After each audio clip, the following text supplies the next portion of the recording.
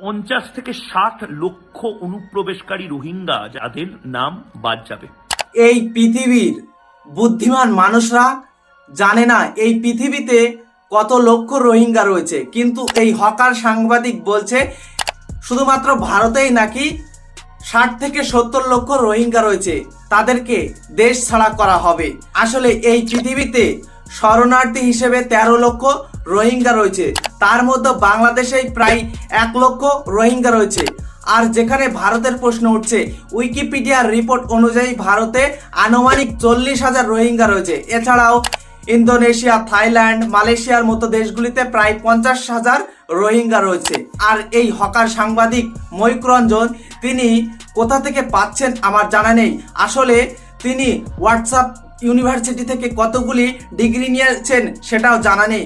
আসলে এগুলি হচ্ছে বিজেপির আইটি সেল এর পড়াশোনা, তারা শুধুমাত্র হোয়াটসঅ্যাপ ইউনিভার্সিটি থেকে ডিগ্রি নিয়ে থাকে। এই কারণেই আসলে এই পৃথিবীর শরণার্থী রোহিঙ্গার সংখ্যা কত সেটা সঠিকটা তাই জানা নেই। তাহলে তিনি ভারতের হিসাব কিভাবে দেবেন? যেখানে সারা পৃথিবীতে 13 লক্ষ রোহিঙ্গা শরণার্থী হিসেবে রয়েছে, সেখানে তিনি ভারত থেকে 60 থেকে 70 লক্ষ রোহিঙ্গা বার করবেন। সত্যি হাস্যকর।